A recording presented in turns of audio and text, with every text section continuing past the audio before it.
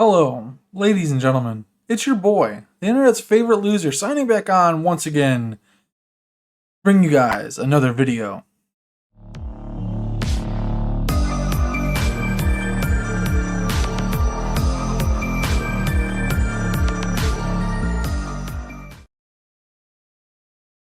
Today I'm bringing you guys another tier list. This time, as the title says, I'm going to be ranking the Vault Hunters from Borderlands 2. I've had a lot of time with Borderlands 1 and 2, and this is just please remember this is my opinion. And I would love to hear all of yours in the description, in the comments below. I always enjoy having civil conversations with all of you. With that being said, let's get right in to the tier list.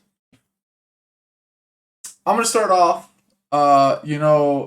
Obviously the tiers are named after the weapon rarity in Borderlands 1 and 2.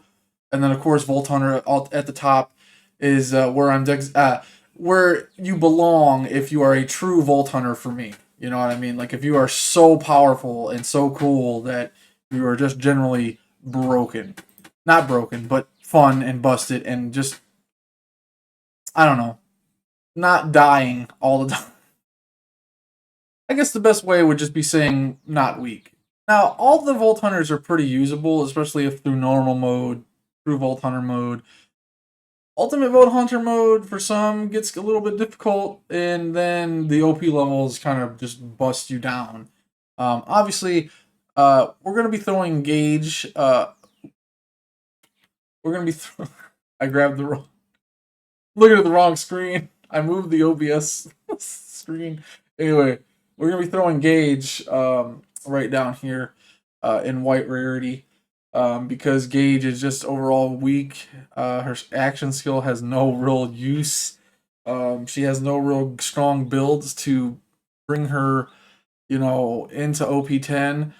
The only thing she has going for her is a kill skill glitch that Maya actually can do as well. That actually makes her a little bit stronger. But Gaige, if you do the kill skill glitch and stack it about 1,000 times, she's on par with Salvador. And Salvador at level 1 is probably stronger than Gaige at OP10. So, yeah. Um, yeah, so Gaige sucks. Gaige's character is pretty cool, and her outfits and skins are all fucking boss, but Gaige as herself is Gaige in general is just not very good. Sorry, Gaige lovers, all four of you. Axton. Now, Axton, honestly, if you're just doing a playthrough of like Ultimate Vault Hunter mode, OP10 or whatever, he's fun. You can use the turrets to distract enemies. You can throw them out of reach, but where the enemies will only target the turrets. Makes it real safe. The turrets slag for you. You get extra grenade and gun damage while the turrets are out. You can kill your own turrets and proc your kill skills on demand, which is pretty damn powerful. You buff grenade and rocket damage like no other. The Axton's grenade build and TDR trucking build is so fun to just destroy the game, the normal game with. Raid bossing, he starts to struggle with, but even if you set up with him and you're good enough with him, you can get insta kills on most enemies. So honestly, Axton's pretty damn dope. He's like, I love his speed build.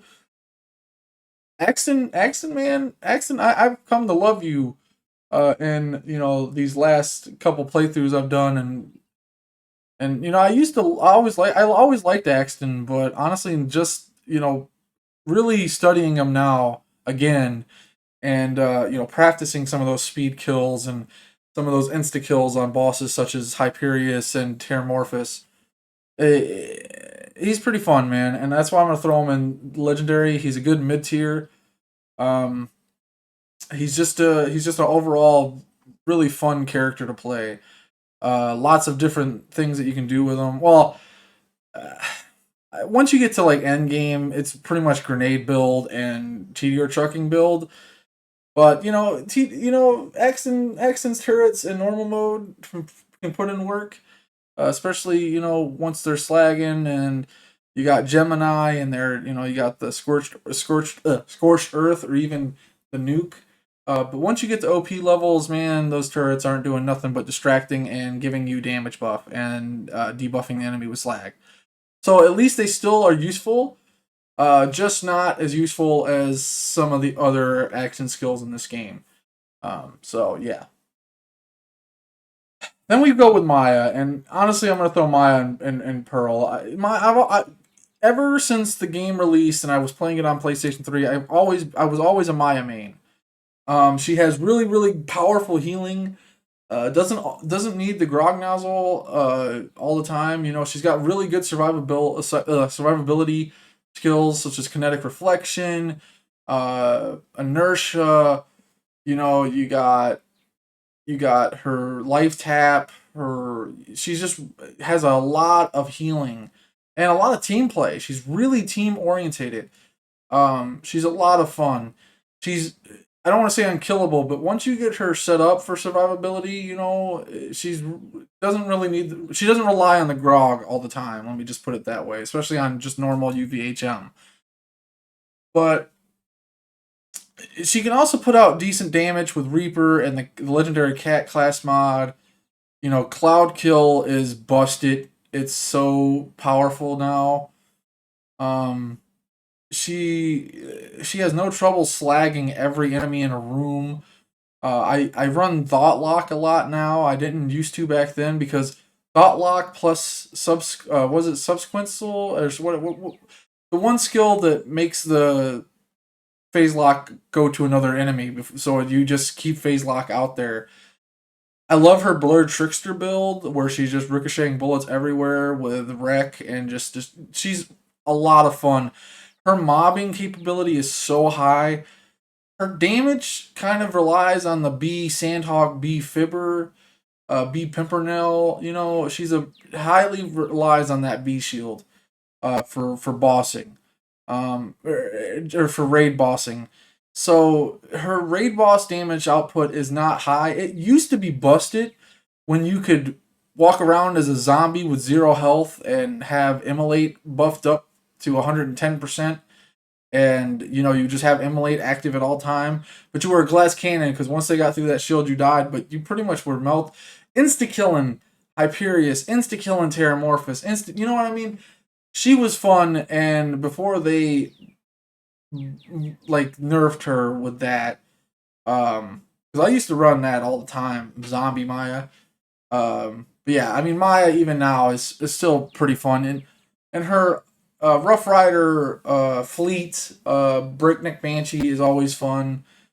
She doesn't go as fast as Axton can, or even Sal, but she's still really fast, and you don't have to work for it. You just put the Rough Rider and the Roughneck, because the Roughneck combo, and yeah, she's just overall fun. And I think new players should always go to Maya because set up for healing, set up res, and you'll have a lot of fun. Learning the character. I think she's her and Axton are pretty much should be the go-to, because everybody else requires a little bit more skill and a little bit more thought and a little bit more setup. Gaige should just be deleted from the game. Uh, but yeah, I think I've said enough about Maya. I love Maya. I always did. She's very beautiful. I hate that she died in Borderlands 3. Borderlands 3 is not canon. Borderlands 3 does not exist. Borderlands 3 sucks. Anyway, Zero. My boy Zero over here. I am throwing up in Vault Hunter because goddamn is running around with Zero melee build, rapier, love thumper, and just backstabbing everything in deception, constantly going in deception, death marking everything with kunai. Volt Zero. When I think of Vault Hunter, I think of Zero. When I think of a badass, I think of Zero. Just going in to deception and just slicing and dicing everybody with execute, death marking everybody with kunai, moving around at the speed of sound with follow through and innervate, just slicing and dicing through entire crowds, destroying everybody in sight. Don't even have to worry about your health because everybody's dead. Then he has so many possibilities with his sniper setup. He can kill things real fucking quick. Insta kill a lot of enemies with Boar. He is absolutely amazing if you take the time to learn him and set up with him, because he is quite squishy. He's quite easy to kill. He has no real strong health regeneration. But really, you shouldn't be needing health regeneration if you set up with a bladed ruby, or even if you're worried about health like that. If you want to just bang with something, you can do Law and Order for health. But honestly, you need to just stay invisible with a rapier and just destroy everything, slag whatever needs to be slagged, death mark whatever needs to be death marked. But just get behind people with that legendary ninja class mod, and that backstab damage is gonna carry you. I've killed so many super and ultimate bad. He does so much melee damage. It's insane. So yeah, Zero is chef's kiss. Mwah. I love Zero, man. I love Zero. I love Zero even when I was younger, when I was playing as him with the Law and Order running around. I love Zero. And it's sad because I'm so Krieg is going up here with Zero too, but Krieg, not because of his melee build, because of his dumb damage that he could do with Blood Explosion and his gun build, man. He's insane. He gets insane fire rate, insane reload speed. He's just insane. And he's constantly healing. He doesn't need a grog because he's constantly healing with uh what was it? No kill, like overkill. I don't think that's what it's called. Thrill to kill.